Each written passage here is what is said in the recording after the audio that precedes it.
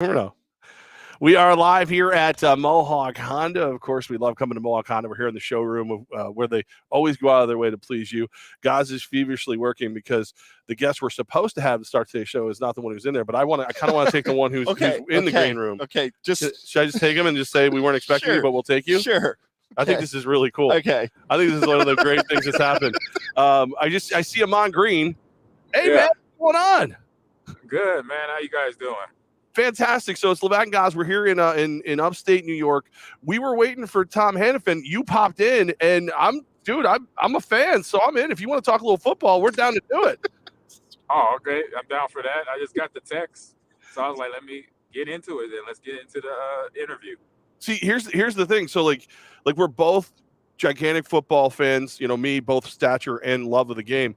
Goz is a diehard wrestling fan, so he's both thrilled to talk to you and sad that Hannifan's not here. But let's do this. So as one of the great running backs that we've been able to see, one of the most successful guys, when you see the running backs that are in this game, they all have like an interesting side story. Mixon's passed, now he's there.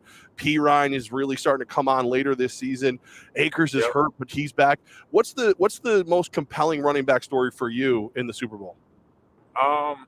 Man, I would have to say Akers coming off the Achilles injury early in this same season, and he's able to return from that Achilles when anybody, doesn't matter the position, get an Achilles injury, they're out for the season. So to have him back for the Rams offense, that's going to complement Matt Stafford in the pass game. And then next from there is Joe Mixon, his story, having off the field issues, but then able to, get the ship right, and then have a season that he's having to support his young quarterback, Joe Burrow, and Jamar Chase and T. Higgins, the receivers in the pass game for the Bengals as well. Right now, we're joined by Amon Green. He is the host of On My Block Packers podcast on the Believe Podcast Network. 4-time Pro Bowl running back joining us, talking about the Super Bowl while we're over here at Mohawk Honda. Amon, do you ever get frustrated, man, that the running back almost feels like it's less valuable than ever before? I know Jonathan Taylor and Derrick Henry had a great season, but I feel like people are not given in 2022 now the love for your position like they used to. Definitely. I say a little bit of frustration, but it gets rectified when a team that is in the playoffs, is winning football games, are using the run game. So overall, 32 teams, they don't use the running back like during my time on the football field. But now for the teams that got it, that figure it out, like, okay, we got to win our division, we got to get to the playoffs, or we want to get to the NFC, AFC championship game, and then eventually to the Super Bowl, we got to have a run game to make a difference, because having a run game complements the pass game. But then the biggest thing for me as a runner, and what I learned as an offensive player, when you have balance with the run and the pass, it keeps the defense honest. So they can't either blitz you 100%, 90% of the time, or drop 8 guys, 9 guys in coverage when they know they got to deal with the running back or receiver. So that kind of keeps them honest and makes sure they mix up their defensive coverages and their blitz packages. You always ran angry, so it's weird asking you this question, but you're about to go into the hole. The line opens up nice for you. Somebody's coming your way. Linebacker or safety, who would you rather see? Oh, no, it doesn't matter. I eat them. I eat both of them for breakfast, so I have fun with either one. So, yeah, and you dead on. I definitely ran angry. It was just a part of the game that I knew, that I learned as a kid. My brothers were both running backs growing up, and so they taught me at an early age that obviously you got to run angry, never die easy. That means don't let the first man take you down, and that the 5 guys up front, including the tight end and the receivers, they're making your job a lot easier. So never think once that you do all that running and scoring touchdowns by yourself. On My Block Packers podcast, we got Amon Green with us right now. Who's handing the ball to Aaron Jones or whoever the running back that'll be there? Who's handing the ball off in Green Bay next year? Optimistically, I want it to be Aaron Rodgers. I'm a fan. I'm a friend of him and some of the players on that team. That's who I want to be, knowing them and knowing the organization to succeed. But we have the business side of it that got to happen between now and August. And coming up here just in about 2.5 weeks, we'll be in free agency in March. So we're going to find out what, the thought and process that Aaron has taken to make his decision if he's going to leave or stay. And then after that, then the team has to figure out their salary cap issues, because they are well over the salary cap, because all the players they have, that the top end players that they want to try to keep on that roster, it's going to probably be a miracle if they figured everything out to have that same returning roster, offensive, defensive players to come back. All right, so I got to ask you, what's going to happen during Super Bowl Sunday? Are we gonna see the favorite Rams or the Bengals finished off this Cinderella season? Right now, I've been sticking with the Rams all week long. I'm gonna stick with the Rams because I like the story behind Matt Stafford. I watched it for years, played against him for a few years in Detroit, having them unfortunate seasons, being part of a 0-16 team. And that's a memory and a history that he probably doesn't want to be a part of, but he is. But now the question is being answered. If Matt went to another team, could that team be a Super Bowl caliber team? And now that question is answered. He's got this team, the LA Rams, along with McVay, Aaron Donald, Jalen Ramsey on defense in the Super Bowl in Los Angeles. So now the rest of that question is, will they win the Super Bowl? Is the only answer that needs to be, I say, given now. But for Joe Burrow and the Bengals team, I love them. The youthfulness and the confidence within him as a player is all going to be, I say, for us as fans, it's going to be a great game. As much as we are going to enjoy Sunday's matchup, you played in the North Division, the Packers, the Lions, the Vikings, the Bears. All those franchises seem like they're all heading in different directions. When's it the most likely? Which of those four do you feel like could be the most likely North representative in the Super Bowl in the future? Oh man, that's a great question. I would start with the Packers because from Gutekunst on down, the coaching staff, they know how to get the players they need to win.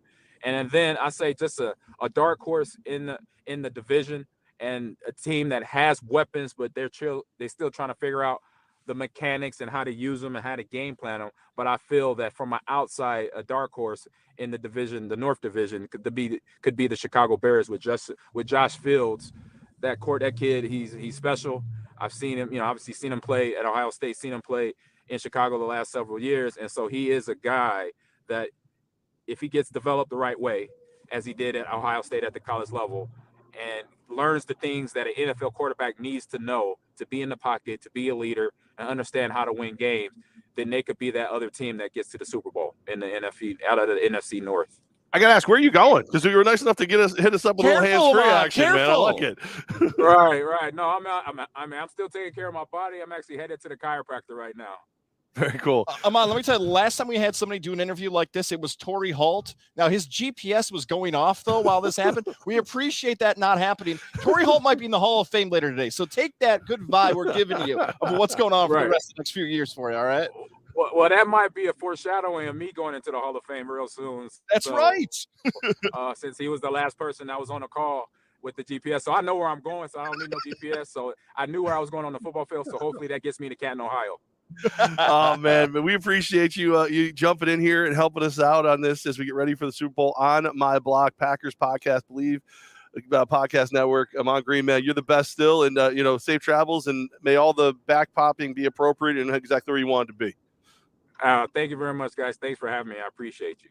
All right, man. Have a great one. There he goes, Aman Green. This is a true Radio Row experience. Like, we didn't know we would be able to get him, and he popped in. There it is. So there's that. Now, do we know if we got audio from our guy here, Tom Hannifan, right now? Tom Hannifan joining us. Tom, thanks for holding on. It was just a weird moment. We're sitting here waiting for you, and Aman Green popped in, and we're like, well, it's Super Bowl week. Got to take the running back. Yeah, I don't feel bad at all. That's Aman Green. Yeah, if he goes into the Hall of Fame, yeah, I hope that's the best for him. So yeah, I'd have taken the Aman Green call too. So I don't blame you whatsoever. But I can.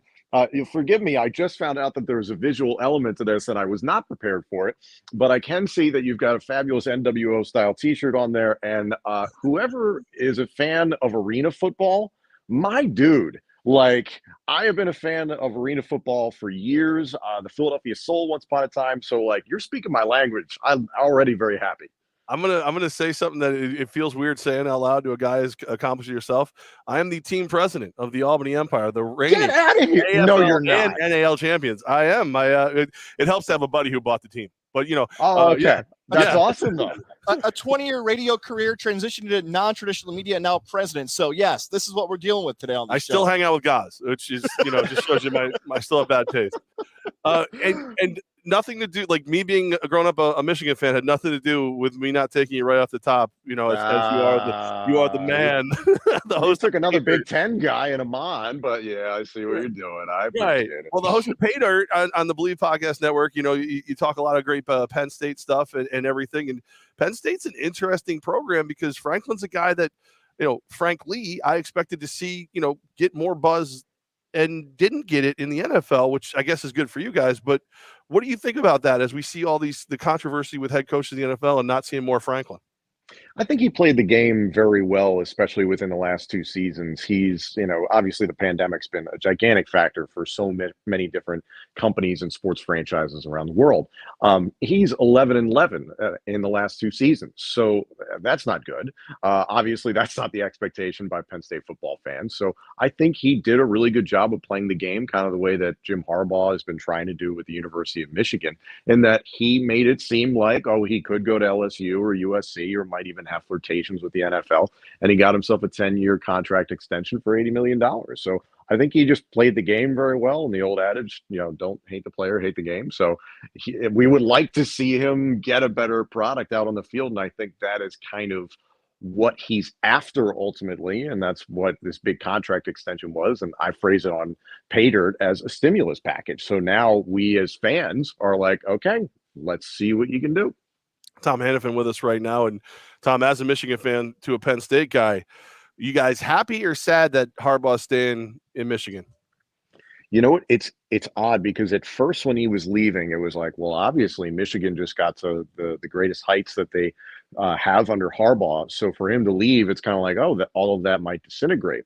And then you get the word that he's coming back, and that sounded good on paper. I don't know exactly internally what happened, but obviously with your offensive and defensive coordinator bailing out, a number of recruits now bailing out because of that, there apparently was a significant lack of communication inside that football team. And I don't know exactly what happened. We may never know exactly what happened. Gaddis was out there publicly talking about, or not publicly, he texted some of his own players saying promises were made and they weren't kept and there was no miscommunication. Maybe he thought he was going to get the job when Harbaugh was leaving. Maybe Harbaugh was just using the Vikings to try and get more out of Michigan. So I don't know exactly what we're going to get out of the Wolverines in 2022. Is it going to be a duplicate of last season? My gut says no. And that would be a real shame because they built something good. Penn State, like other college football traditional powers, they're in an interesting spot because they might truly benefit from an expanded college football playoff, a bigger college football playoff. We might want the marquee names. Where do you feel that the future's heading? Do you want to see more teams in the playoff for the future? I would love to see that just because I think every year we talk about teams on the outside looking in. Penn State, especially, I believe, got snubbed in 2016 when they won the Big Ten title and then got leapfrogged by Ohio State. So there's been plenty of those circumstances that have come up. And we all see the group of 5 teams, like Cincinnati came up and surprised a lot of people this year. And that was a great story. And then they get smoked by Alabama. And it was like, okay, you kind of expected that to maybe happen. But then obviously Michigan had a rough outing against Georgia. So it's virtually unpredictable. I just want to avoid big games on these platforms that just turn out to be blowouts. You saw some brackets that were maybe 8 teams or 16 teams, and you're getting like Wake Forest against Alabama. And you're like, let's understand there is a gigantic gap in talent between the top 4 teams in the country and the top 16. It's a big leap, and especially with NIL coming into play. Look at the way Texas A&M is loaded up. So I personally would love to see more because it would make these games mean something. Traditionalists are going to be like, well, it's a bowl game. You should be happy about it. No, let's be real honest. These players are departing for the National Football League because they know the game doesn't mean anything. They know they can't win a national title. Maybe they stick around a little longer and you get the stars of these teams playing a few extra games if they have the incentive to do so. See, what I love about this conversation is arena football, college football, you feel like the kind of guy that if 6-on-6 kids are playing football in a parking lot, you're breaking it down a little bit. Yeah. What's the storyline? What's the thing that you see in this year's Super Bowl matchup that's got your interest peaked the most? I think it's a cliche approach, but it's going to be an offensive line against a defensive line, and who wins in the trenches, and that sort of mentality. I think it comes down to the Bengals offensive line against the Rams defensive line, and more importantly, their front seven. We've all seen through the playoffs how the Cincinnati offensive line has struggled. Obviously, the game against Tennessee, glaring, 9 sacks given up. Joe Burrow had a rough day, but still led them back to a win. And even the game against the Chiefs, a lot less sacks, obviously, but he still was running around for most of that game. This is a very good front seven for the Rams. I still expect both teams to score a fair amount of points. I believe the over-under was something about 48 at the last time I took a look at it. So I could see it going over that. I do expect Cincinnati to be competitive with LA. I really don't expect this to be a blowout, but I do think that front seven is going to make things very, very complicated for Joe Burrow and company. Burrow's going to have to get the ball out quickly along the perimeter of the defense and just kind of keep that front seven guessing and moving away from the ball. Like athletes in whatever sport it may be, when they make a change in their career, people ask, are you going to come back? Are you going to do something different? It feels like the world of pro wrestling's like that. Whether you're a broadcaster, a wrestler, a manager, people ask what the next step is for you. People may know you as Tom Phillips from WWE. You're now a part of Impact Wrestling. Take us through what your new role is here with Impact Wrestling. Impact's been great, man. It was such a good opportunity that came up for me because leaving WWE was very difficult. It was very emotional. It was, I got hired at 23 years old. It was really the only professional world that I've ever known. So to go to another company where I was welcomed, a lot of familiar faces, a lot of new faces, of course, it's just been fantastic. Impact Wrestling is just a different product ultimately at the end of the day. I think not enough people are giving it their attention, and they should. This is a very good wrestling show with a lot of talent that is worth people's time. I've enjoyed it. The schedule's been good for me. The people, above all, have been outstanding, and it's what makes me really happy to be a part of Impact. So it's just fun, man, because you said, I was Tom Phillips, which isn't a real person. So now I get to be myself, and I'm discovering what that is. And that's daunting in a lot of ways, but it's so much fun. I'm glad I've gotten to do that alongside D'Lo Brown and now Matthew Raywalt. It's been a blast so far. I know you said it in passing, but let's not underestimate the comment you said of you got hired by the WWE at 23 years old. Tom, that's unprecedented for a broadcaster. You have a monster resume. You're basically fresh out of college and working for one of the biggest companies in the entertainment world. Yeah, I got extremely lucky. That was not lost on me at all. I graduated from Penn State in 2011. I was working for a Division III school, Juniata College in Central Pennsylvania. Shout out Huntington. And I was making $50 a game calling men's and women's basketball, and then a couple of football games. And then this opportunity with WWE comes about, and I apply. Ironically, the guy who did my audition is now my executive producer, and Josh Matthews. So, it's a small world, and it's just been a wild ride. I got to see and do so many things that I never would have expected. I don't think there's any other form of entertainment on the planet quite like professional wrestling. And it's been really cool because now post WWE, my schedule's freed up a little bit, and that I have a Penn State football podcast. I'm pursuing other things in terms of play-by-play in conventional sports. Being able to have wrestling as part of my life is so much fun. So it just opens things up. I got really lucky really early, and now because of those skills that I learned over about 9 years, I'm really excited to be an asset to a lot of different places. Cut out a little bit. Hopefully pop right back in. Tom Hannifan with us right now. He hosts the podcast Pay Dirt on the Believe Network. And Tom, are you back? We lost you for a hot second. Yes, I was getting a call and I'm not taking it. So sorry about that. No, green. Well, he's calling everybody just randomly. I had to tell you this, Tom, because you and I are the same age. I'm going to share this with you on social media as well, at Tom Hannifan on Twitter. We're the same age, and back in 2013. Yeah, so Goz looks like a total schlub.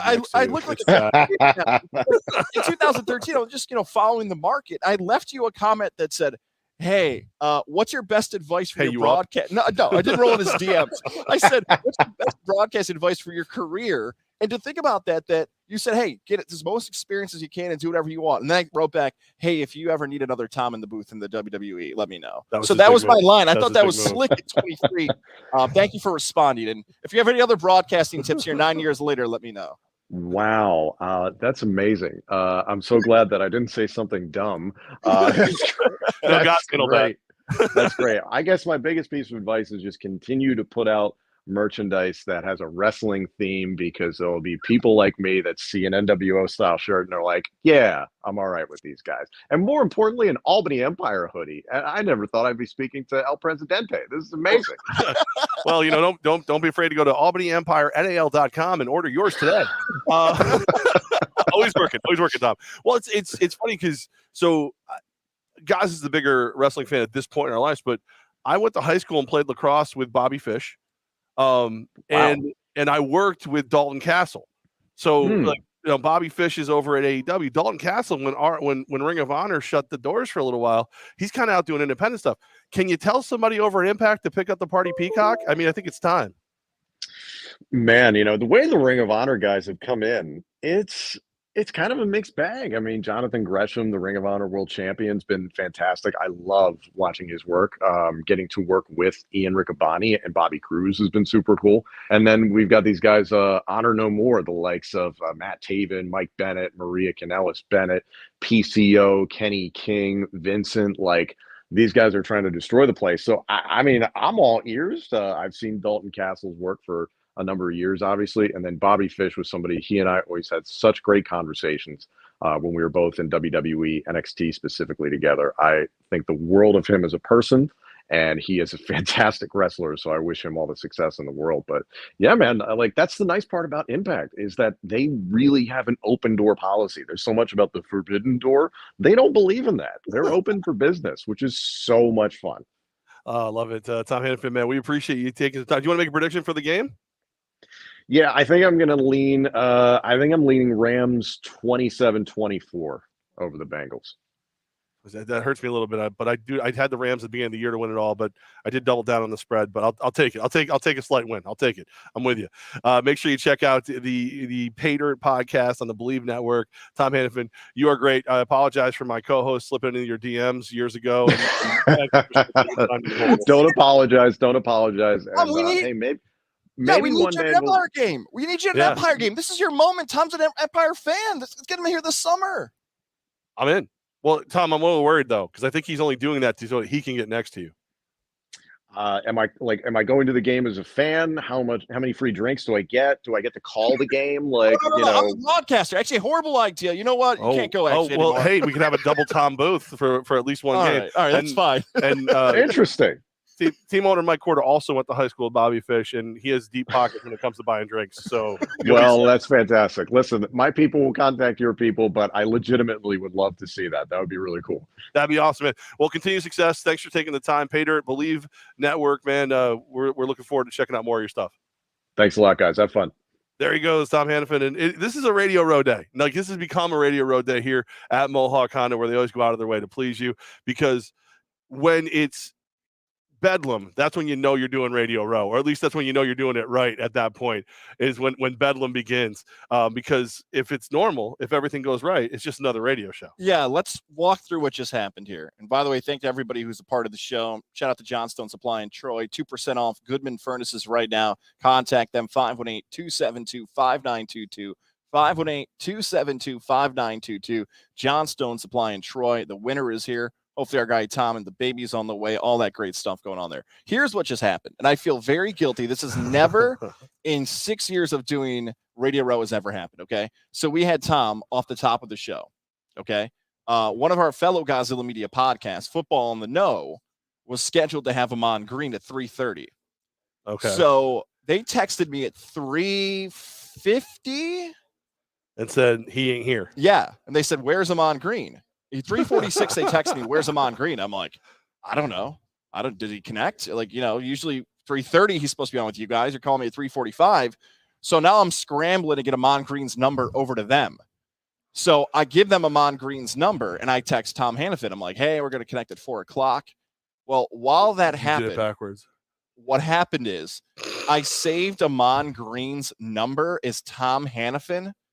So I texted, and this is God honest truth. And if the guys at Football in the Know were pissed at me, you could be pissed. It's the God honest truth.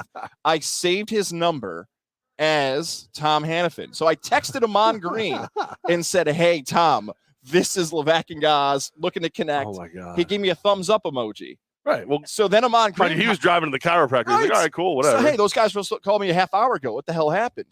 So he gives me the thumb up, and that's why Amon Green's in his car, because he was supposed to be on 3:30. So then I'm like, wait a second. Did I text Amon Green? Oh, my God. And if you go back and watch the first 2 minutes, Levack even said, like, I think you said something like, Goz looks stressed right now. Yes, I texted the wrong person who popped on our podcast, and then Tom Hannifan got rescheduled.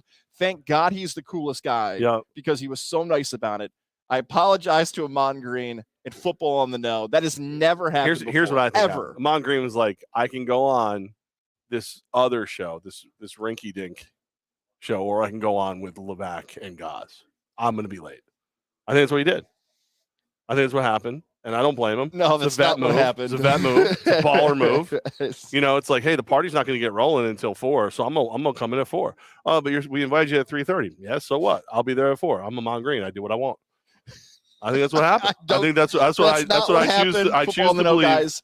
If they're pissed at me, that is the God honest truth. I thought you guys were going to hit me up before 3:30. Obviously, I had no idea Amon Green didn't that sucks. Connect with you guys. I do feel bad for them. I feel bad for them. But like, I do. Usually at 3:45, and they can say, like, hey, we didn't have a way to connect with them. That's usually what would have happened. But that's truly, if those guys are mad, whatever. But thank you to Amon Green for doing that in his car. And thank you for Tom Phillips, who didn't have visual. Thank you, Tom Hannifan. He's no longer. Thank you. He's no longer I just saw his tweet back to me. I think it's coming. So there you go. That's what happened. Radio Row. I'm very stressed. I'm no longer stressed. That's the behind the scenes stuff. Nate's just looking at me, judging me like, you idiots. How hard is it to judge? Yeah, we're live at Mohawk Honda. So it's funny you say that. So I have a story, and it has nothing to do with sports, but it has to do with putting someone wrong in your phone and texting them thinking it was someone else. So I wedding DJ, and I put the assistant, my DJ assistant that was going to be with me, as the groom of the wedding, and the groom as my assistant. So I'm talking to my groom like, oh, dude, I forgot something. Can you go grab it? Like, can you do something else? And the groom is texting me like, I mean, yeah, I can help you out. And I come to find out, so the groom sent his best man to pick this thing up. Oh my God! And so he's sitting there trying to help. As soon as I figured this out, I'm like, oh my gosh! And I don't know this until I get to the actual wedding. And I get there, and I'm like, my DJ assistant pulls up and go, bro, where's the gear? Going on? Yeah. Like, you're like, what's going on? Like, you have the stuff. He goes, what are you talking about? Like, what? Oh no. So long story short, like, he found out, I apologized. They had a good wedding and everything. Like, it made up for it. Oh. But like, I totally understand. But everybody's got a story where they do the wrong one. Like this is Goz's latest. Goz's greatest. And I love that Football on the No, guys. Wow, Levack, really, bro? We have a great NFL show. WTF? Do you though? Do you? Football on the No is a good show. Yeah, I support those guys. That's funny. Before they were on the Godzilla Media Network, he said they were terrible. Yeah, I don't remember what said that. Well, that one just showed up on the Godzilla YouTube. You can also comment on the Techies Fire and Water Restoration Facebook or the Mohawk Honda Twitter. We're on all three of those now. I also shared it to Mohawk Honda's Facebook page. Also, Mohawk Honda's Facebook page. Hey, somehow nice, Nate's over here working magic. So Goz is. I want to tell you. Yes, please, because the podcast audience has never heard this, and I'll take this a clip. So Goz's greatest mistake is if you don't know, Goz's beautiful, amazing, way too good for him wife's first name is Jordan. One of the best reporters in all of football, Jordan Ronan, covers the Giants. Goz one day proceeds to text his wife that he's dropping a massive 2. He doesn't use those words. It's not his wife. That goes to so breaking news out of Giants land. At that point, Eli Manning will start tonight, and Goz in Albany is pooping. Like that, like to the fact where Jordan Ronan would not reply to Goz for a solid year. Oh, a solid year. Never got back to me. Goz would book most of the guests when we were doing radio. And he's like, I don't know why he doesn't get back to me. Like, he gets right back to me all the time. I had to book Jordan Ronan for over a year because Goz told me he was pooping. Yeah, that's the worst. That's the worst. Yes, I'll come on the show. I don't care about your poop.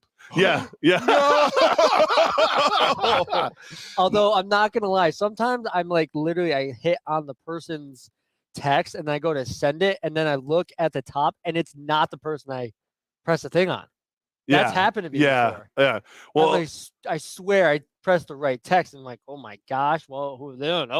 I will say my phone somewhere, the conversation between Siri and I have I love the Mohawk family. You know, you drive the Mohawk Honda, I drive a Mohawk Chevy.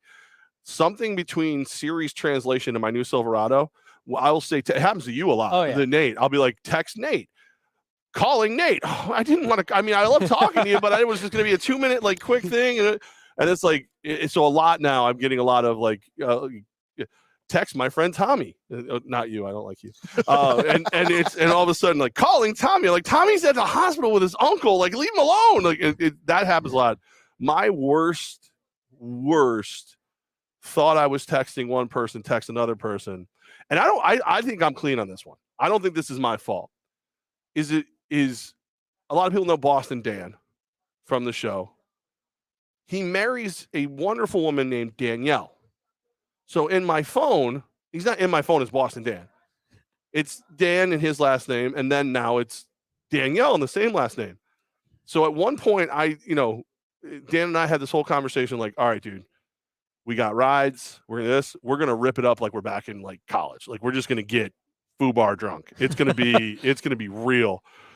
So I text Dan, are you ready to get FUBAR drunk and blah, blah, blah, blah. If nobody pukes, we all lose. Like just like really over the top lewdness as far as drunkenness goes. No, I sent that directly to his wife. And she just wrote back, well, I think he'll be into it, Levack. Maybe you should talk to Dan. And it's like, oh.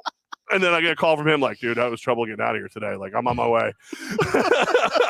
He goes, she was going to be my ride home. I'll have to Uber now. Thanks for that. I'm like, I'll chip in for the Uber. So there it is. Solomon Wilcots is scheduled to join us at 4:45. So there you go. Unless football on the no sneaks in and steals him now. Football at FB_no. Imagine that. Imagine if all of a sudden Solomon Wilcots ends up on their show. That is possible, but that is the real story of what happened. And who knows? More craziness could be on the way for the rest of this show. I hope so. Live in Mohawk Honda, also live on the Tech East Fire and Water Restoration Facebook page, as well as Godzilla's YouTube, Mohawk Honda's Facebook, and their Twitter. We are multi-platform, my friend. We are all over the point. We're everywhere, ready to go and have a lot of fun getting ready for Super Bowl Sunday. However, the NBA in New York trying to steal some headlines. James Harden no longer a member of the Nets. How about that? James Harden, Ben Simmons flopping teams with a few other picks and trades. We talked about on Tuesday, Levack, that there was a battle between Brian Windhorst and Woj. And Woj said there's no talk, nothing's happening. Windhorst says it's just a matter of time. Details are being ironed out. Give credit where credit's due to the big fella, the pride of St. Vincent St. Mary High School in Ohio, Brian Windhorst. Is this the first story that Wendy's broke that was over Woj that didn't have to do with LeBron? I think so. Like I finally moved out of LeBron's front porch, and I will tell you that a trade is coming for Harden. Who are you? I'm the guy who covered all the LeBron stuff since he was in high school. Oh yeah, you're pretty smart. I like you. Hey, all right. Yeah. I think it's the first one he's done. I think you're totally right. And good for him, building it all the way up from his high school days to now and beating Woj and doing it. And here we go. James Harden, Kyrie, Kevin Durant. This was supposed to be the greatest super team of all time. They've only played 16 games together over the 300 some odd minutes on the court together. Now, some of that's because of Kyrie not wanting to get vaccinated, or some would argue Kyrie's unfair treatment to him by the state of New York. Whatever you want to do with either one of those comments, just don't share them in our comments. That's not what this conversation's about. I mean, do what you want. James Harden probably says to Durant, look, man, I'm not playing with a part-time guy. That's not happening. I'm out. I love how Twitter's explained it. It's like your friend of a friend, but you're trying to tell your other friend that friend's cool. That's what Kevin Durant kept having to do to James Harden about Kyrie. No, I'm good. Peace. I want out. It's such the Nets. If you're a Nets fan, and it's probably hard to see it this way at this exact second of time, you got to love that they swing for the fences. They swing for the fences. They go for the big move. They'll spend a ridiculous amount of money on Durant, knowing he's not going to play for a year. They'll spend a ridiculous amount of money on Kyrie, knowing he's insane. They'll spend a ridiculous amount of trade capital to get Harden, even though he's fat. And and then when he lands, he was fine. Like, and of course, like everybody, Field Yates to everyone is doing the Kevin Nash gif of the cast. Yeah, like because Harden had a bad hammy, and all of a sudden, here's Harden now, whips off the blanket, stands up, and starts walking around. I think this could ultimately, even though it's a steep price, you're giving up, Ben Simmons, who is a net negative for the Sixers, even though he's a talented, ball handler, defender, not a great shooter. You're giving up Seth Curry. You're giving up 2 first-round picks and then another whatever. It doesn't even matter. But Harden, for all that, but Ben Simmons with 2 guys who can score, and with the mask mandate starting to be loosened up in New York State, you could get Kyrie out there. Like, Simmons might fit this team better than Harden, as great as Harden has been for this team. Yeah, and here's the thing with Ben Simmons, right? Now he's more motivated than ever before. Now Ben Simmons can say, it's always been Philadelphia. That's been the problem. And basketball-wise, like you're talking about, it is seeming to be a better fit. But I just don't think Ben Simmons is that good. Like, I've been saying this since the Philadelphia series, and I know that's a little hotter of a take post-Philly because he just wasn't good. But look, you can go back to the days when he was at LSU. We've said this story before about Dick Vitale. We both love Dickie V, but Dickie V got so much heat in that Baton Rouge area because he called out Ben Simmons. He's like, I won't do the Dickie V impression. I hope he's doing well, by the way. But he basically said, like, hey, guys, Ben Simmons is not playing well, and LSU is not going to make the tournament. Oh, Dickie V's a hater. He's going after Will Wade. He defends his boys like Patino, blah, blah, blah. They didn't get to the tournament. Then he went to the Sixers. They never became a top-tier team with Ben Simmons. And then finally the pressure's on, and he absolutely folds. That's the thing. He's just flat out not as good as Harden, Kyrie, Durant. Could he be? Oh, maybe, no, no, that's for sure. That, like, yeah, he of those 4 players, he's 4th. Yeah, no, I agree with that. But it doesn't come down to expectations. Like, in Philadelphia, I'm a little upset too. I thought for sure when I ignored Andre Drummond, somebody would be like, "There's nothing." And nothing. A lot of nobody. Rebounds, yeah, nothing. Nobody said anything. I'm very sad. Like, set that up just to be yelled at, and nothing happened. I'm just over here trying to be noticed. He was supposed to be the 2nd scorer on that 76ers team. He's the 3rd scorer in Brooklyn. On nights outside of New York when Kyrie's healthy, and when KD's healthy. But yeah, right. Okay, the third scorer, he's a monster.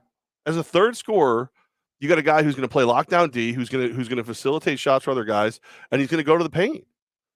You got a chance for him to put other teams' best players or big players at least in foul trouble without risking your bigs. So I think he's a way better fit for Brooklyn than he was for Philadelphia, and a lot of that's going to come down to his mental state of mind. Does he want to do this? Is he willing to go back to being a baller who wants to be on the court 35 plus minutes a night? If he doesn't, it doesn't matter how damn good he is. He's a waste. And the same is for Harden. This is a fun one. Now maybe it's too easy. Is it too much ego again? Well, is Durant, Kyrie, and Simmons too much of ego? Even more ego than the Harden situation? I don't think so, because remember, Harden worked. When Harden changed his role to be a part of that big 3. I think that Simmons' skill set fits so much better that all right. This is why it's a tougher question than you're giving yourself credit for. Skill wise, I think he's a better fit. Do Durant and Kyrie like him as much as they liked Harden? Because they liked him. They liked what he did. They welcomed him, and they all worked together. If Simmons come in and they're like, I just don't like you, it's going to be bad. It's going to be real, real bad. That's true. It's a soap opera in Brooklyn. It's sad because they've got all the talent they need, to go out and compete and possibly make a run at a title. But it's a soap opera. Ooh, you said the key word right there, title. Yeah. It's really hard, I would assume. That's brag about it. Why don't you? That all of a sudden that Simmons and Durant can work that quickly together, and Kyrie still being a part-time player, that all of a sudden now they're a favorite to win the title. It doesn't seem like it's this season, right? Brooklyn's got to wait a whole year because Phoenix is really good. Golden State is really good. Milwaukee's the defending champions, right? Brooklyn is still a season away. They can't win the championship as soon as this year, right? You know what's funny? The question is only answered for me if the mask mandate, and everything. Like potentially New York in New York City, because remember that Governor Hochul, she said you're going to go by each city, each town, each community, each county is going to get a chance to rule on their own. If the city backs off and Kyrie's allowed to play, and KD legitimately comes back after the All-Star break and is ready to play, yeah, they could win a title this year. If this stays where Kyrie's a part-time player and he's not allowed to play in New York, no, they're hosed. They can't win this year. They can be a playoff team. They can make some noise because they just you got KD, you're a competitor. But if they can actually have Kyrie out there, get these three on the court, get some kind of chemistry going, why couldn't they? Why couldn't they make a run and win when they need to? Ooh, I kind of want them to be successful just to be that villain. It's always great to have a great villain in sports, and they might be even more hateable now than they were before, at least for me, because I'm not a big fan of any one of those guys. Before we get to Solomon, before we give a shout out to one of our partners, one more question for you on this Nets thing. March 10th is when Brooklyn is scheduled to go to Philadelphia. Do you believe Ben Simmons will play in that game? He has to, right? He could have an ankle injury. Well, yeah. Personal reasons. I would. I'd let him play. I would definitely. I would you get him into that house where he was, and will he feel at home? Will he enjoy being this boy? You want to see if he's going to fold under pressure. There's your chance to do it. Speaking of getting into a house, yeah, you want to get into a new house, you got to call Cindy Martin. Cindy Martin, part of the Jen Karam team over at Howard Hanna Realty. Cynthia Martin at howardhanna.com, 518-932-5558. She doesn't have clients or customers. She has her people. When you start doing business with her locally, globally, wherever you need to be, you become one of her people. So this time of year, the weather's starting to turn a little bit. It got up to 40 today, but it's still wet and nasty out. People looking for a home right now are serious, right? So if you were thinking, nah, I'm not quite ready, whatever, call Cindy, 518-932-5558, 518-932-5558, and just be like, Cindy, here's what I'm working with. She'll walk you through the whole process, show you exactly what has to happen. She needs to work with a realtor, another market. She'll do that for you. Whatever you need, she's there for you. Big sports fan, big fan of the Empire, almost as much as Tom Hannifan. She's ready to go. And, just one of my good friends, when I'm ready to sell the Folly, I'm listening to Cindy and I'm getting it done the right way. Cynthia Martin at howardhanna.com, 518-932-5558. Cindy Martin and Howard Hanna going to get you into the home you want to be in. Shout out to Cindy. Or get you out of the home you don't want to be in. Yeah, shout out to her. She's awesome. Always She's catching phenomenal. up with her. To the Nets question. I hope Ben Simmons shows up, because the closest thing we have to this is when LeBron returned to Cleveland as a member of the Heat. And they had that legendary sign that said the Lion King. It was spelled Lying. And every time he touched the ball in warmups, he was getting booed. If you thought that LeBron going back to Cleveland was bad. Now, again, they're even there in the audience. There probably were still LeBron fans because he's from Akron and everything else. And he helped Cavaliers become relevant. This is Philadelphia. This is just flat out. That was this is Sparta moment. Wasn't it? And it feels like that when he's going to step in, because it wasn't like he found a new contract and went somewhere else and took the money and went for a championship. There wasn't those storylines. It was straight up Ben Simmons saying, I don't like Philadelphia. I don't like the fans. You guys are mean to me. I don't need you guys. I'm not playing here. Whatever. I'm out. Oh, Philly is going to have a moment like they haven't had in. Philly fans got to tell me what's ever even close to this. This isn't the Cowboys coming to town. This isn't like the Braves. This is going to be a true. This is Santa. Epic. Oh, I cannot wait if he actually shows his face. What do they? I mean, you got to do extra security, right? Oh, for sure. Because they want to throw something at him. And here's what I want to do. I want to go full troll on that day. I want anybody who tries to say, "Oh, if I'm a Philly fan, you shouldn't boo Ben Simmons." I want to write nerd. Anybody who tweets it, I don't care how many followers they have. If anybody gives me that weak take on March 10th, you got it. The way he laughed, you have to boo him. I hope you have to. Like LeBron, second time around, he brought Cleveland a championship. You should leave him the bleep alone. Mm-hmm. You know what I mean? There were birds that would fly upside down because it wasn't worth shitting on Cleveland. Pardon me. Now it's, he at least gave them a reason to fly the right way for a little bit. Yeah. But this guy who just kind of faked his way out of it. No, yeah, you boo the hell out of him. I want my guy Bryce to go get him. Tom Gurka, I want him to get him. Anybody who's associated with Philadelphia likes those. I want them all after him. Where is Gurka? We haven't had an Ben Simmons in a while. Yeah, he's probably just ankle deep and upside down in a barrel of freaking Yankee bourbon. Yankee Distillers bourbon. I don't even like to drink this much. Woo! Like, let's go. Yeah, I think you have to boo that guy. I would boo him. I'll boo him now because he's Brooklyn. I'm a Knicks fan. Not that we have a lot to cheer about. Probably gonna get waxed by Golden State after they got waxed last night. Whatever. It happens though. What are you gonna do? Can't bet against the Knicks. Can't do it. Almost did. Real close. Especially RJ Barrett not play tonight. Remember when I bet for the Nets? I was like, hey, the last thing I want to leave you with. Got to take the Nets against the Celtics. They're down 28-2. Dude, and then you posted that in like one of the group chats we're in, and I'm like, and you're like, yeah, I nailed the Nets. And I'm like, wait a minute, you bet on the Nets. I was like, and then I said that, and you didn't answer. I'm like, wow, was I just not listening? Did I just miss exactly what Goz was talking about? Nope, it was that bad. We're live at Mohawk Honda, where they always go out of their way to please you. Of course, you can check us out, as always, on the Tech East Fire and Water Restoration Facebook page. Also, Godzilla Media's YouTube and Mohawk Honda. DJ Nerdy Nate's got us up on both their Twitter and their Facebook.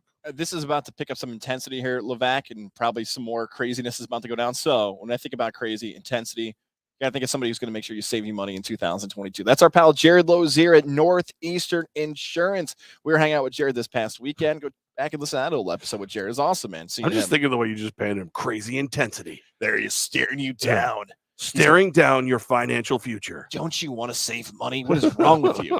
JAREDL at nemail.com. JAREDL at nemail.com. If you want to get a free quote from Jared today to find out how you can save some cash. So many people might be doing their taxes right now and looking at their year end thinking, ooh, did I spend too much here? Could I save some money there? Now's the chance to find out. Give him a call, 518-956-3753. 518-956-3753. Northeastern Insurance. Jared will shop the market for you to save that cash. Jared Lozier, Northeastern Insurance. Good dude. He I'm not good dude, but he's good at what he does. He's good at great. his job. He's he's an okay person, but he's good at what he does. That's an endorsement for me. Like, I don't really like the guy, but I would work with him. That's the best endorsement you can get right there. Right. Like, I don't like, there's people you like and you're like, all right, well, I got to do business with them. I like them. Then there's people you're just like, don't really care about that person very much. He's kind of, I'd hit him square in the jewels with a golf club if I got the chance and have. But you know what? I'd work with him. He knows his craft. That's right. I hope I make him cry. No, I do. What do you mean make you what? I do. I like making grown men cry. That's what I do. It's my fun. It's my fun for the day. What are you gonna say? What are you gonna judge me? No, judge me. I don't care. Judge me all you want. I'm not scared. Don't make Solomon Wilcots cry. We're waiting for Solomon to connect with us. I double, triple, and quadruple check to make sure I have the right link sent to his agent. So I don't know. This is turned into a game of like what was the old game where you just open the door and somebody random would walk in? That's not Let's Make a Deal, is it?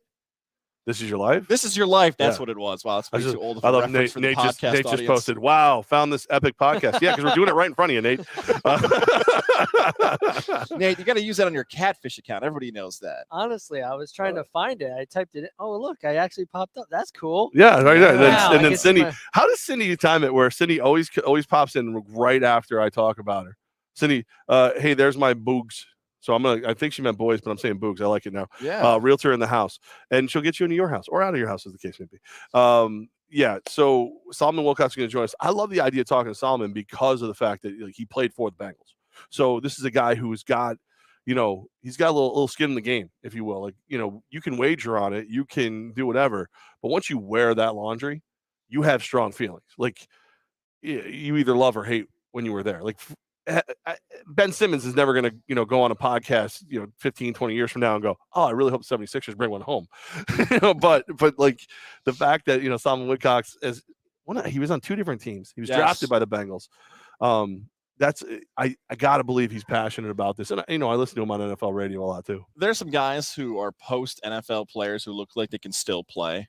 Solomon's one of those guys. Like when he pops up here, I wonder if he's just going to have his arm just like flexing on the camera. Like, if they need me Sunday, I'm ready. I could suit up. I could put on the old school jersey if they need me to. Back to back to back. We're going Solomon, Lofa, and Revell here coming up back to back to back. And this is what's happening. Like, get the live look at me right now.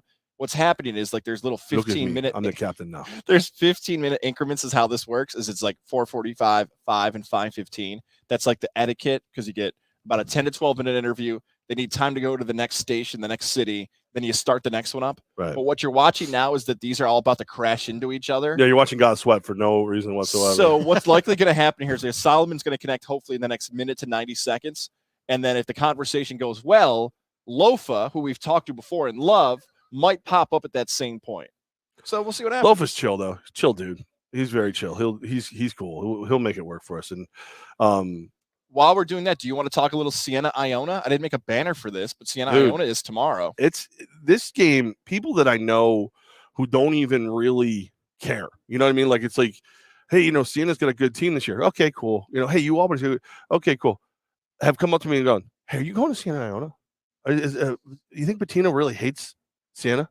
Do you think whatever? Yeah, no, I think he does, and I am going to go. It's gonna be broadcast nationally. ESPN, one of the ESPN products. Don't even care. Going to be sitting right there at one of my tables for Tech East. You know, one of the downsides of being direct communications for Tech East Fire and Water Restoration. I got to go sit courtside for Siena Iona. I got to do it. Oh no! I know. I didn't want to. Someone's got to do it. I didn't want to go to one of the biggest games, in the history of the MVP arena. Actually, it's the biggest game in the history of the MVP arena. Yes, it is. That's it's thinking the about the sample size. Yeah, it's no offense, Firewolves, but yeah, it's a pretty big deal. Pretty big deal. Excited. I'm excited. I'm a little scared. I think Iona's going to bring a lot to the table. I'm a little nervous about our boys over there in green and gold. Iona's got one conference loss. They're 19-4 in the season. They're going to be poised to be the favorite for the rest of the games for the rest of the year. They are in a spot, and Jay Billis loves doing this, right? Every year, the worst bubble is the next year. It's true again this year. Like, there's not a lot. The fact that Syracuse is being talked about as a tournament team at 14-11 gives a sign of how bad the bubble is, even though Jesse Edwards got hurt today. So that's over. But Iona really legitimately has a chance, like Monmouth did in 2015, to be an at-large team from that conference if somehow they get upset in the they lose in like the MAC tournament to right. like Siena in the championship game. Yep. Now, is that Pitino? That's Pitino magic, yes, though, isn't it? It's Pitino. It's recruiting. It's kids who didn't want to go to the big top 5 power schools saying, I know I can play at Iona and I might have a chance to get to the league. I can get 35 minutes a game. I can go play for a Hall of Fame coach. I can go be near New York City with the NIL. Like, that's a great recruiting pitch for all that stuff with Iona. Now, we're both rooting for Siena. We want to see Coach Carm have it happen. We want to see a big upset. I think it's the Gold Rush, right? All that stuff. Yeah, yep. They need some shots to go in, like from deep. They got to get up like 12-2 early, or else they might get blown out. But I so badly want to see Siena. I'm going to text Coach Carp tomorrow. Kick Pitino's ass, go Saints. All right. So we're live. We're live at Mohawk Honda, and I got to tell you. So as marketing guru, if you will, for Tech East. Ooh. Yeah, you'll love this because you are a marketing guru for Honda. You said and marketing, Mohawk, and I was in. The Mohawk family. Yeah. You know, yep. You see he's got a specialty vehicle that goes around. So we're sitting down, we're negotiating being sponsors of the Siena men's basketball program. So we got, the banners and we got all the stuff, and the promo team, they all wear Tech East t-shirts. It's great. I go, it'd be great. Since we do fire and water, restoration with mitigation, we should have our logos on the mops, the court mops, because you got to get the moisture off the court. I'm like, I think that'd be really cool. Yeah. So apparently Mike wasn't listening to that part of the conversation. They threw the mops in. So if you go to a Siena game, a home game at MVP, if you look at the mops, on the top of the mop is the Tech East logo. That's awesome. So talk about thinking outside the box. I like that. Right? I thought it was really High smart. five. Thank you. There you go. All right. See? Yeah. No, all right. You want into? Here you go, guys. Here you go. I don't want to say there. No. Yeah. Weird. I'll give credit to where credit's due. Right. That's a good idea. So that's what I thought. So the first game, we had the t-shirts hadn't shown up yet for the crew, for the promo teams. So poor Lynn, who is the person we negotiated with at Siena, poor Lynn comes over, and me, I've got to bust Lynn. She's my friend for 100 years. I'm like, I noticed. Lynn. Yeah, I go, I assume I'm getting a credit on this because they're not wearing our t-shirts. She goes, but did you see the mops? Mike finally clicks into the fact that we're on the mops, and goes, what? That's what I'm paying for? That's what you signed? That's what you put my money on a check to pay for mops? You did mops? And and I've not lived it down since. So we're at the office today making plans to go to the game, and he looks at me and he goes, Levack's driving because we got mops. But we're gonna be on national TV, Tech East mops every time. If somebody slides, You know, somebody slides on the court. Stormo slides down Nate the court. likes it. They come out, clean Hey. up, techies mops. Sometimes it's the unconventional that gets attention. Right. It's all about the attention. I'm ready to go to tefirewater.com and sell mops. I'm like, I think you can sweep the nation. We could mop the nation. You can sweep the nation. Right. Look at it. Brooms are next. That's next year. I got a very tight budget this year. Get ready. I'm ready. I'll buy one for you, Levack. So what Techies I need from everyone who whether you watch this podcast on Techies Facebook, Godzilla's YouTube, whether you check it out on today on Mohawk Honda's Twitter or Facebook, or you're listening to Apple, wherever you get your podcast, like you just happen to get into a vehicle and it's still echoing through because the greatness is still in your brand new Honda of us doing the show. If you're watching TV or you're at the game, I'm trying to call. I'm doing a call to action, Nate. Sorry. Damn it, Nate. Sorry. I want everyone to take pictures every time you see the mop. If it's on TV, if you're at the game, take pictures of it and post them on Techie's Facebook page. Hashtag mop the competition. Yes. Hashtag mop way back to normal. Just write mop. Yeah, No. mop. You can't do that. What? Because if you try to hashtag mop, you know how many times people hashtag mop? Yeah, perfect. No. No, We're not gonna be able to find it. Best way back to normal. I don't care what you do. Just send pictures. I don't care if you mail them, you snail mail them to me, because I want to inundate Mike with them so that he has to go, all right, the mop was a good idea. That's what I need I need that kind of validation out of my life. I need the mops to be a good idea. I want him to apologize to me for the first time in our 40-year friendship. I want Mike to have to apologize to me, and I want it to be about these mops. That's what I want. That's what I need out of the world. That's what I need. Now, what was your idea? Floor mats? Floor mats. All right. Well, listen. No, weather. All weather floor mats. All weather. Solomon Wilcots. I'm already getting my ass kicked about mops. Now you want me to do floor mats? It's not going to go well. Oh, Solomon Wilcots, was it the mop? Did the mop make him cancel? His agent just texted me and said, "Hey, his schedule's really jammed. Can you guys go later today?" And I'm like, "Well." In my head, I'm like, send him to Football on the Know. Well, there we go. You beat me to it. I was going to say, all right, so let's talk about this out loud. Football on the Know is very pissed at me. They're very, very mad about the Are they really mad? Yeah, they're weird dudes. They said they're pissed at me. They're weird dudes. You guys heard the story. That's the God honest truth of what happened. They're fine. Should I pass Solomon Wilcots off to them? Should I say, hey, look, we can't do Solomon. Yeah. Here's Solomon. Yes. Set. Good to Boom. go. A Bengal, a former Bengal. They may say no. Bing bong. And Bing Bong, former Bengal. And, all right. and also, if you guys want to have a good interview, just cut us out of the I'm on Green and put you guys in it. And at least then the right questions will have been asked. All right. So Solomon Wilcots. Remember, you're mad at Goz. Solomon Wilcots is not joining us.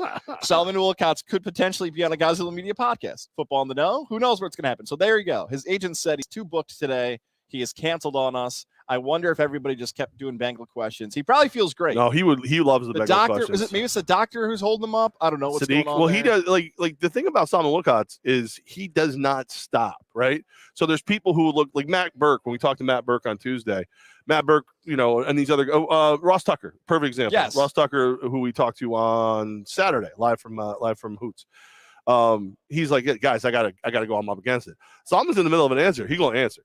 Like, if that answer takes 5 minutes, well, guess what? I'm gonna be 5 minutes late to the next one, and that will cascade downward to the next thing. We luckily ended up with him on Green, and we don't get Solomon Wilcots. That's right. He was gonna. All right, you want to do? Let's do this. You want to do the interview? You want to do the interview? You be us. I'll be Solomon. Yes. All right, go ahead. Ask me a question. Solomon Wilcots. Solomon, what's it mean for the Bengals to be back in the Super Bowl? Your favorite former team? Guy who I don't know your name. I appreciate that question. Obviously very proud of Joe Burrow, Jamar Chase, and the whole team and what they've been able to do. I think people are sleeping on the defense a little bit. It's going to be big for the city of Cincinnati and all the Bengal fans. Very excited about it. It's a good thing. It's big for everybody. You have more you want to ask me? That's it. That's good. That's it. That's good. Who do you got in the big game? Of course, I'm going to go with the Bengals. Who day? You know what I'm saying? Or is it who dat? I don't remember.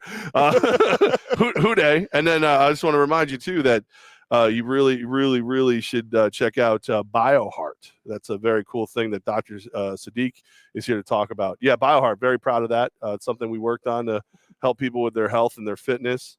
So check out BioHeart. All right, there you go. Thank you, Solomon. One pager for everything. It's brought to you by my company, Biotric City.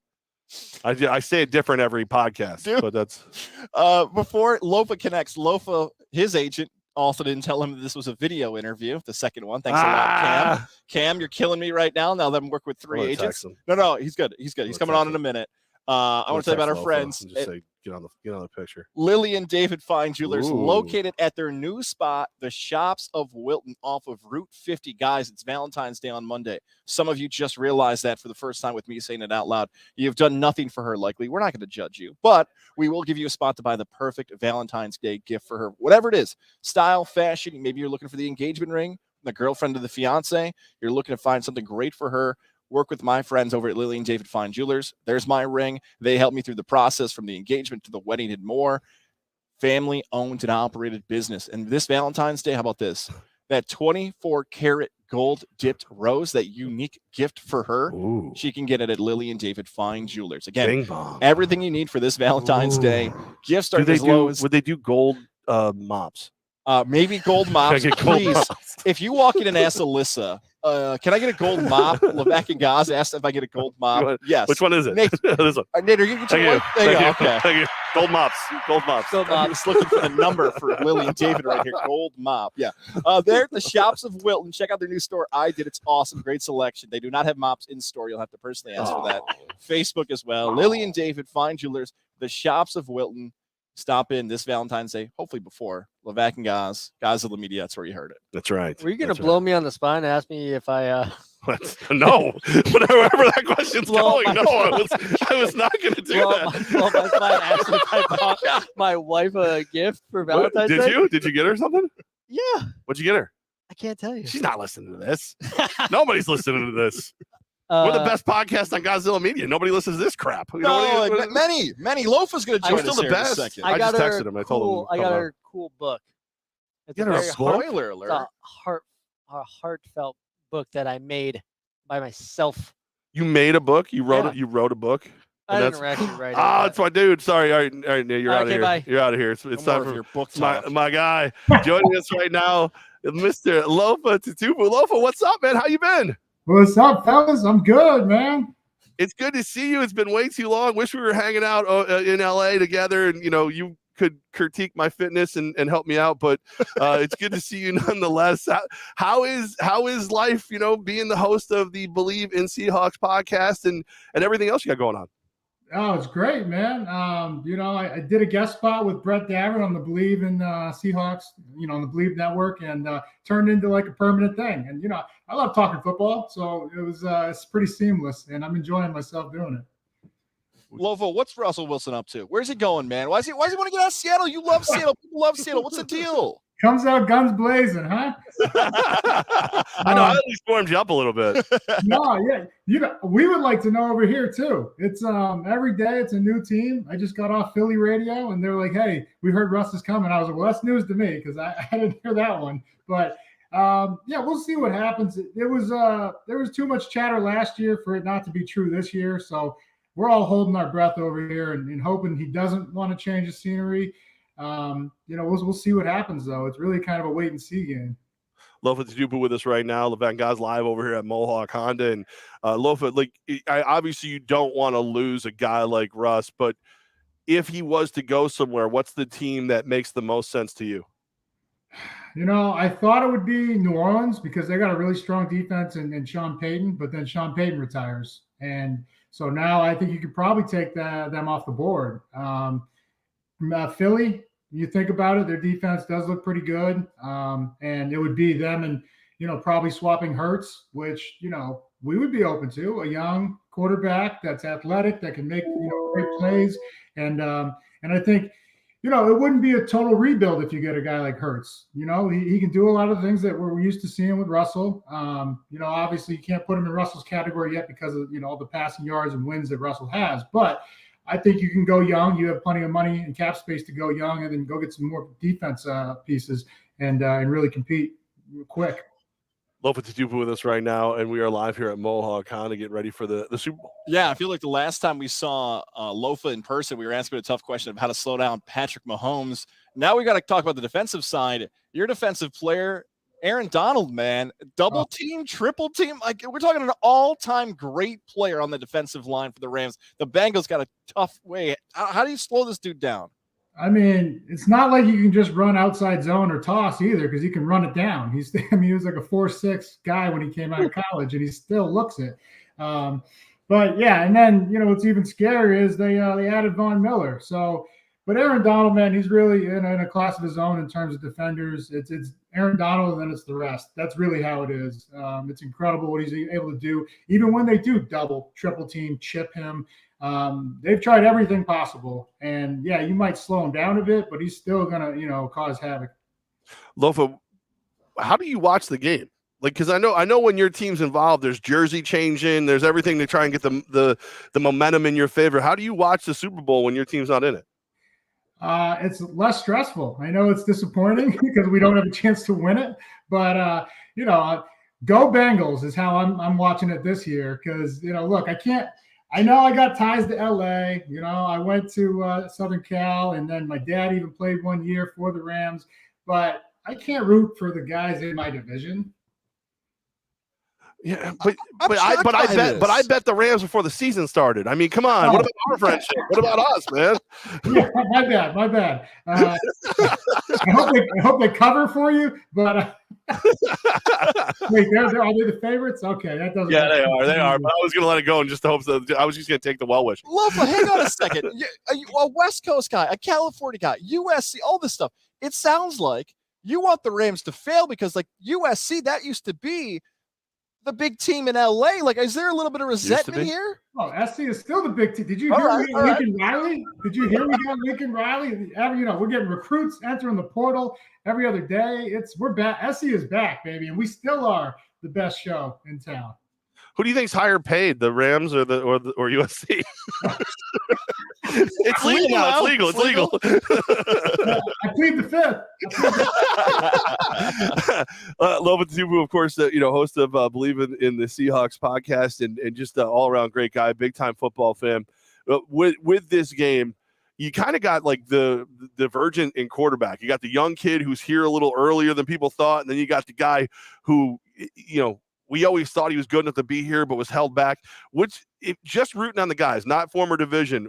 Whose storyline is more fun for you and somebody you want to see hoisting the trophy at the end? I mean, both are incredible stories. I mean, Stafford to stay, fellas, it's hard to lose in this league. It is wearing on you. Luckily, I've only had 2 losing seasons, or 3. We won the division with the losing seasons. So it's a winning season. but I was blessed to play 6 seasons, and 4 of them were division champs. And like, it's easy to get back and keep going. But like, when you have that 1 losing season, and then it turns into 2, it's like, man, we got to get back to winning. And so, I commend him for it. Was a lot of years where they might go, to the playoffs every 3 years, 4 years, and So happy for him that he's finally getting his chance. I think this could actually really cement his legacy. Everybody's been talking Hall of Fame. I don't know how many Pro Bowls he has, but he's got all the numbers, and he's a well-liked guy. And if he gets this, and even if he doesn't get the MVP, if he gets the trophy, under his belt, it's hard not to with all those numbers. Then you look over at Burrow, and I mean, that storyline, this is a kid that was passed up 3 times in college. Ended up transferring and, won the job. And then in the second year, he took LSU to an outright national title. Comes with all the accolades, Heisman, goes right into a place where they haven't really done much winning, right? And turns them around after an ACL. So how do you not like him and everything that he brings to the table? The first time in the playoffs, he wins all 3 games so far. It's actually incredible what he's done. And they haven't been easy games either. Coming from behind against Kansas City, so it's incredibly happy for either guy that gets it. But I'm looking elsewhere. If I'm going MVP, I'm looking at the running backs, whether either team, but really in particular, Joe Mixon, I think, is a guy that's been underutilized. All right, we got Lofa Tatupu with us, and of course, you were one of the best linebackers. We had Ahman Green just show up randomly to start the show. And I asked him, I said, man, you ran angry when you would hit the hole. Everything's perfect. what position did you less like seeing coming at you, the safety or the linebacker? He said he didn't care because he was going to bring the pain. What running back did you least like seeing when you hit that hole? Well, he was one of them. I mean, I remember we played him in 06, and I mean, he looked like a fullback, but he was way faster. I mean, that's how big he was, and he hit me on the sideline, and I was just like, wow, he's still going. You know, somebody please tackle him. But you know, of all the running backs, I'd rather take on the bigger power backs than I would the fast little guys. Man, those guys were a headache. You know, especially because if they get out, I'm not going to catch them. But one name always comes up, and you know, it's my guy, Fred Taylor, absolute beast. I don't think he ever got enough credit for all the things he did down in Jacksonville in his time. If you look at his stats, I mean, he's right there for, you know, Hall of Fame worthy. Spot on. Fred Taylor's stats get overlooked constantly, especially the Hall of Fame going down tonight. Fred Taylor does not get enough love for how good he was in his career. Lofa, we know you take care of your body. You're always in great shape. And the expansion of the NFL, another regular season game, an expanded postseason. You look at these guys, like they have to be in better shape than ever before to get through a full NFL season. Yeah, or they just need zone and CBD. You picked up what I was dropping. You knew exactly what I was doing. You said zone earlier, and I almost did it right then. Thanks for that alley-oop. But no, you're absolutely right. It's 16 games is tough. You add another one and then one more in the playoffs, so it's even harder to win it. You know, now that only one team gets a bye week, that number one seed is so crucial. I mean, it didn't work out for the two number one seeds this year, but it's having that extra, you know, week of rest. I know every time we played in the playoffs, we had it my first year, the number one seed, and then the next 2 years we didn't have it. And you could feel the speed changing in terms of how fresh the other team was that had a week off compared to, you know, us going, you know, right through to week 18 and 19. But we gotta get you out here, man. What do you come to New York? Yeah. Like you talk about all these weeks. You're an upstate guy. Well, you're a Western New York guy, right? Yeah. What? I'm a Massachusetts guy. Oh, I thought I keep wanting to put you in Buffalo. I like you too much to let you be an asshole. Oh, well, Thurman Thomas was my favorite player of all time. I think that's where we talked about it. And then, you know, all those, remember when we were playing, it was 2020, and I said no New York team will beat us, and I think all three beat us. That was a horrible prediction. The Lofa curse is one of the most legendary curses in the history of the show. If you would take the time to say like you know, Thurman Thomas isn't coming down that tunnel, this one's not coming down, they would just get run. It was just a thing. So like when you're making the prediction for the Super Bowl, and we know you want the Bengals, do you want to like throw some Ram greats at us, or like what are we doing here?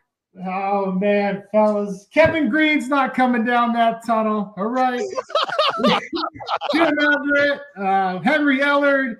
You know, they're not coming. Those greats are Jack Youngblood. They're not coming down that tunnel. And so, you know, I think here we go. The Bengals are going to be doing the icky shuffle finally, in a winning fashion. You're one of our favorite guys, man. We love when you make time for us. Lofa Tatupu, and you know, I'll send you some random text during the Super Bowl, and you know, and make another order of zone and CBD, because I'm hitting the gym. I'm going back in tomorrow morning. It's time, so I'm gonna need it to get through the joints. Hey man, just show up, man. When you show up, you'll show out naturally, man. Your work ethic will take over. I know how hard you guys work doing this. It's natural. I love it, man. Hey, good luck. Well, actually, not good luck in the big game because you're rooting against my money, and I can't do that. Lofa, man, good seeing you. Be safe, and we'll talk to you soon. All right, fellas, take care. Thanks for having me. There he goes. Lofa Tatupu. He's one of the best. He's one of the nicest guys on the planet. Absolutely. My buddy Marvin, who I haven't seen in 100 years over here. How you doing, Marvin? It's good to see you, man. I always talk about showing up and just heckling. Well, you do it. Heckle. Go. I work good. I work a hot mic. I'm ready.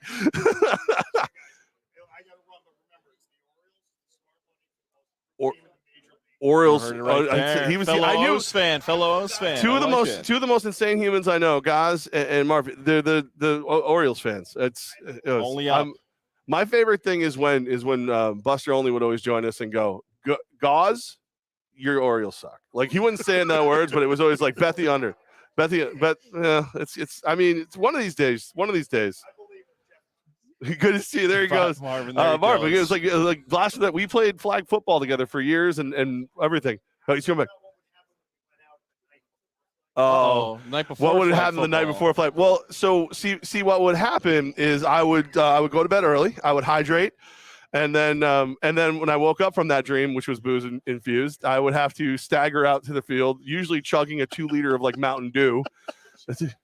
Yeah, all that, like, he brought up Colony High legend Chris Major. Yeah, no, that was it. But I played well because I was young. It was okay. You could do, you could do that back then. Oh man, that used to I threw up in multiple puddles. Oh God, I did. I'd go over to the side, find a wet puddle over there because it always rained before those games somehow, and it was over. We're about to talk about props, bets, wagers, Action Network. Before we get to our guy Darren Revell, we've got some big news just in time for the Super Bowl. DraftKings Sportsbook, an official sports betting partner of Super Bowl 56, is officially live right now in New York State with mobile sports. That means you can place a bet no matter where you are, like right here in the Mohawk Honda lobby in Glenville, whether it's on Western Ave, Glenville, Schenectady, you know the places here in the capital region with DraftKings Sportsbook. And DraftKings is making it even more exciting. Listen to this. DraftKings is giving new customers a special offer you don't want to miss. Bet just $5 or more on the Super Bowl and win $280 in free bets if your team's victorious.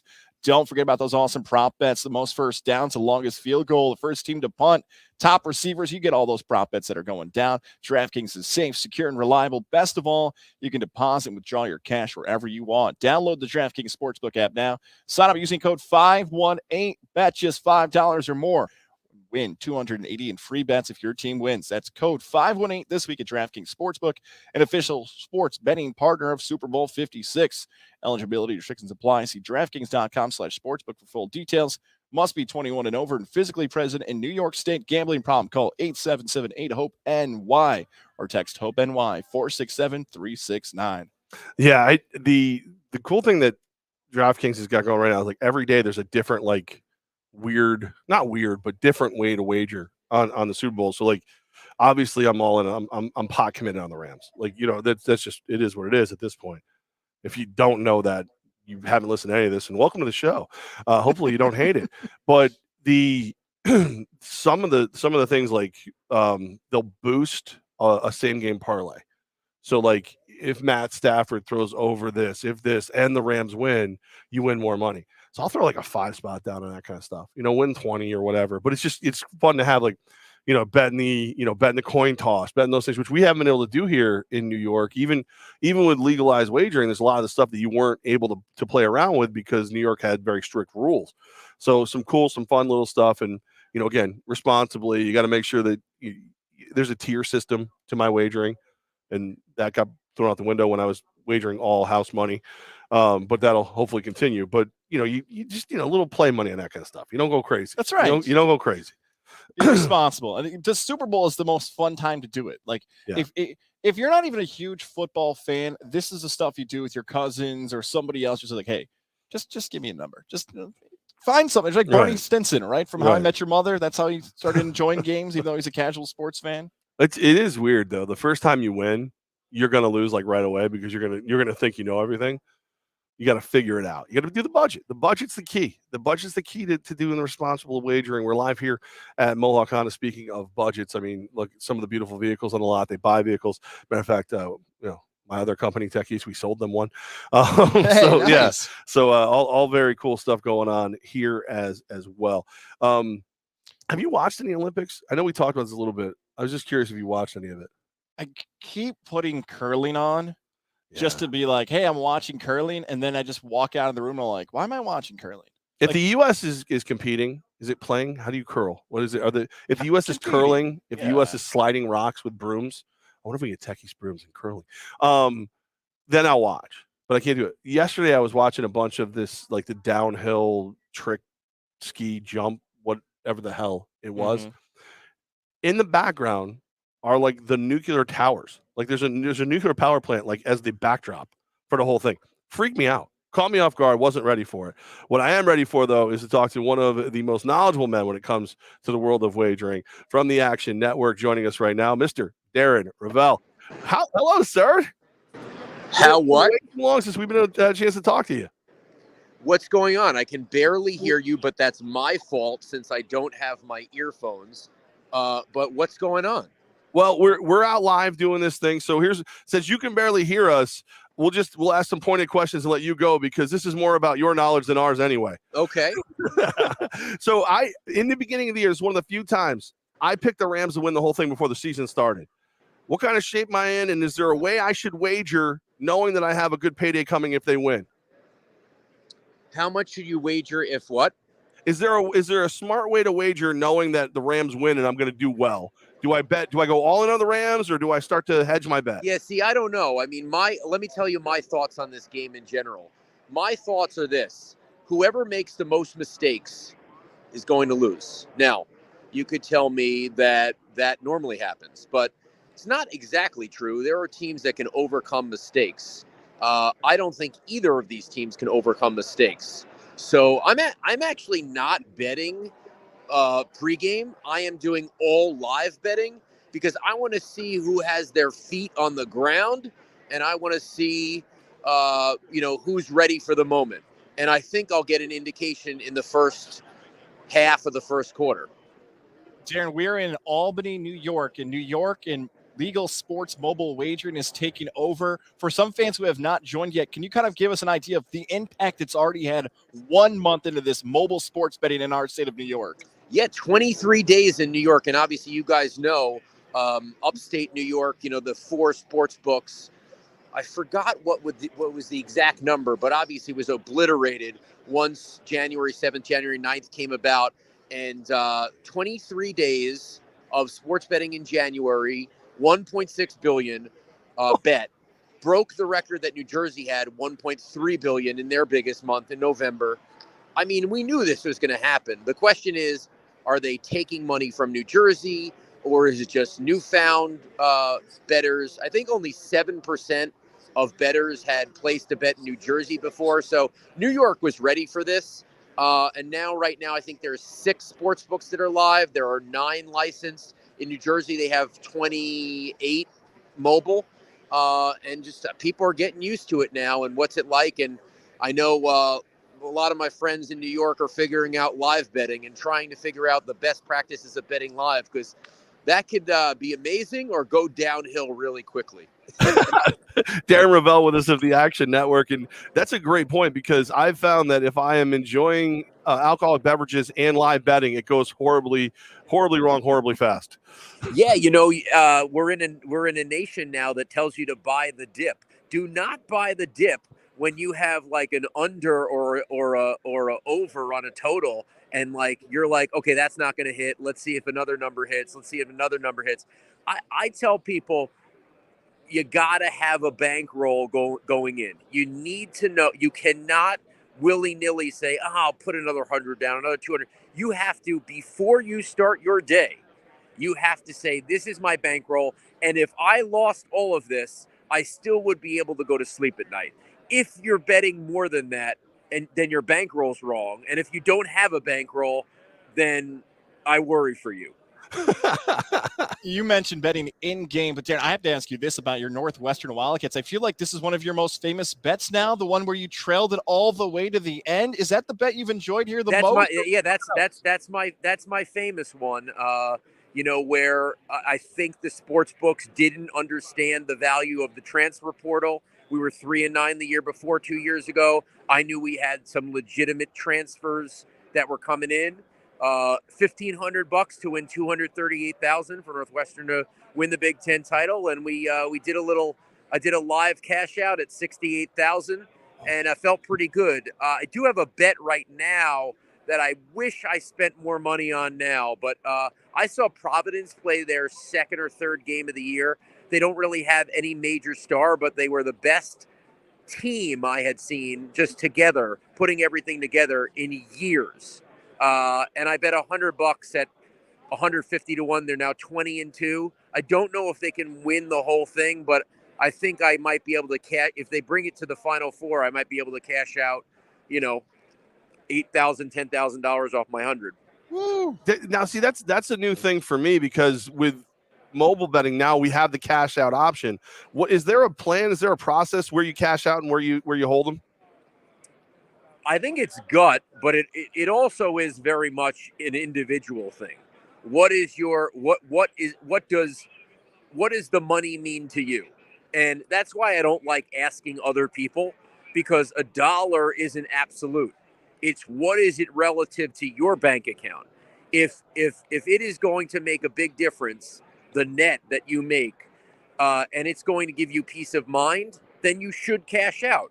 I think you just have to play out the scenarios. What happens if I lose this versus what happens if I take this right now? How would I feel? So, all right, before we let you go, obviously a lot of people now doing the wagering that hadn't before in New York. Action Network is a great place to do the homework, see who's doing the best offers. Some of this stuff that we're learning from you right now, that's the place to get this knowledge, right? Yeah, listen, if you want to bet with your gut, and it obviously kills me that the coin toss is the most popular prop. Come on, people. I mean, that's insane. If you need to throw away your money, and I know, yes, half of you going to win, half of you going to lose, but if you want to go with your gut, just don't look at the Action Network. But we have 25 years of betting data. We aren't touts. Everything is go with this data. Here's the best data. And I mean, if your money's your hard-earned money and you want to have fun, but you also want to make money, like for example, the quote, life is too short to bet the under. I think you have a longer life if you win. So like, if you need to bet the under, and you should bet the under, then we'll tell you to bet the under. So we just try to help you be a better bettor. We're not guaranteeing you're going to win, but we're giving you the data that you could then make the decision. At least you can look at it and see and make your bets and feel good about them. All right, since you just made me feel bad about Tails Never Fails, what's your favorite prop bet this year? My favorite prop bet is going to be Cooper Kupp under on the receiving yards, because it started at 100 and it's climbed up to like 108. And I think it's going to climb up to 110 or 111. And when you look at it, I think he's had 6 games where he's beaten that, but 8 out of the last 9, he's gone above 100. So I think there's people who think that it's guaranteed. And I think at 110, there's enough value. I'm going to wait to the last minute. I think it's going to continue to go up, and then I'm going to hit the under. At Darren Revell on Twitter, the Action Network. Darren, we appreciate you making time for us. Sorry that we didn't get the news out for your phones, and we'll talk to you soon. Come visit us in Albany. There he goes, Darren Revell. That was nice of him to try to tough it out. I thought for sure he was going to be like, guys, here's the picks. I'm out of here because I can't hear a damn word you're saying. Darren Revell. A couple of years ago, Revell and I had some beef because he walked away, and I got him going about Barstool. I thought he was going to be what was that? I don't remember that. I remember there being an issue, but I can't. Usually, if there's an issue with someone, it's me. So the fact that it was you, like Revell asked where Austin, Texas was, and I'm like, "Oh, dude, sorry, man, it's way over there." And it was right behind us. So we started walking. I think somebody grabbed me like, "No, it's," and he just looked at me like, he just gave me a death stare. Oh, like, that's right. That's right. I thought you talked smack to him. I thought you gave him. No, I asked him about Barstool, and I think he's actually like not a fan of those guys. Well, because the better and all that stuff. You know what I mean? Barstool's a little more fun. They're a little different. You know, they're different. They're different. What a day! Winning's fun. Winning is very fun. I'm gonna sleep like a baby tonight. I'm wiped out. Are you? I'm wiped out. That's why I got my mouthpiece though. I got my mouthpiece. Yeah, because you got to go fight with people. Like you football in the nose. You wait in your Trevin Rigney are falling apart. But go ahead about how I'll do that one next. Dr. Fred Drew and the Integrative Sleep Center in Boston Spa, helping me sleep better to help you sleep better too. Bottom line is this. I'm one of those guys. My brain just soars at night. That's when it takes off. So when I do fall asleep, it's got to be good sleep. I can't be snoring. The sleep apnea can't ruin my rest. That's where the mouthpiece comes in. I would never be able to sleep with a mask on. If that works for you, rock and roll. If CPAP works, if that's your thing, go for it. Whatever. But me, mouthpiece keeps the airway open, simple, easy to clean, very easy to travel with, and it's effective. Goz will tell you, we used to share this is the week we'd be sharing a hotel room, and he'd be like, "Dear God, it's funny, but it also sounds like a bear who's joined a marching band. Like it's that much noise, and it's a totally different thing." Doc Fred Dreer, Integrative Sleep Center, Boston Spa, 518-885-6185, 518-885-6185. Help me sleep better, help you sleep better too. So Tony Pauline, who is the Believe Sports Network host, NFL draft guy, our guys Trev and Rig, we're supposed to have them. He also has not showed up to his interview. What is going on? So those Believe guys are like, you know what's going on. Cam, Believe Network is going, you know what? Screw guys on media. We're not gonna let you creep up. We're not gonna let you creep I up. would say that, except Tom Hannifan and Lofa and Amon Green all came from. Well, Lofa's not gonna mess with us. He's a great guy. Like, So we're gonna order that zone in, right? The CBD. So Cam has somehow, or the guests have somehow skipped over our other Guys Elite Media podcast and went just us. Unless Bron is hitting the California weed. I don't know. Did you see what Lofa did for me though? No. He picked the Bengals, but then he enacted the Lofa curse for me on the Rams. like against the Rams. So anytime he says those greats aren't coming down the hallway, automatic. It's automatic that team is gonna win. So Lofa threw it for me. He threw it, he went in for me. Like he took he put me over in wrestling terms. You did. I love it, man. I'm excited about it. Now I might double down, triple down even. Actually, I only have like $90 in my account. So I'm 90 down on the Rams. So what should we do, Levack? Because we're up against it. This is the end of our show today. Do we come back maybe a Sunday live sporadic? What do you want to do? Saturday or Sunday? It's up to you. I don't care. I'm good for whatever. Honestly, I kind of feeling like a Sunday 2, 3 o'clock, like maybe a 1 o'clock. Do I have to see you? No, can we just do it over there? Yeah, we'll do virtual. Yeah, I'm in. Whatever you want. Virtual. The only problem with the Lofa curse on this one, isn't the team they've got right now just about as good as any of the names he said? I mean, not Lambert, he's a legend, but like Aaron Donald, Ron Miller, Matt Stafford, Cooper Cup, like they have a monster lineup. It's gonna be a lot of fun. Can't wait. Thanks so much to our friends here at Mohawk Honda. Thanks to Johnstone Supply. Thanks to Doc Dreer and the Integrative Sleep Center. Thanks to Cindy Martin, Howard Hanna Realty. Thanks to Northeastern Insurance, Lily and David Fine Jewelers, all of our great sponsors. Thanks to Football on the Know for scaring Ahmad Green, so he called our show instead. Appreciate that. Darren Rovell. Thanks to Tom Hannifan, Tom Phillips, if you will. That's right. Put Torrey Holt in the Hall of Fame tonight. Yeah, do it. Do the right thing. Do the right thing. Don't be GPS. It was a good karma for Amon Green. Q&A at the end of the day. You got a question for me? I got nothing. You got nothing? The answer to that is nothing. I have a question. Okay. How cool are those Tech East mops at the Siena games? Those are so cool, right? They are cool. And also, cool. Are you going to hire Tom Hannifan to broadcast a game? Santillo was supposed to text you today. Is it a 3-man crew? He never texted me. Uh-oh. He never texted me. Santillo, I don't careful, understand Tom and Tom. So this is the thing. Let's do this right now. Okay. Here's the question for you. What's going on with your boy Santillo? Like, he's in if he wants to be in. I want to bring back the broadcast team that was part of the championship. You just text me. He's like, hey, I think I'm going to be broadcasting the games with you. I got to text Levack. Or the text him. Why are you texting me? The conversation when he and I last time we talked, it was this simple. Do you want to come back? Yeah. You schedule work? Yeah, I'll let you know. Okay. If it does and you want to come back, you're back.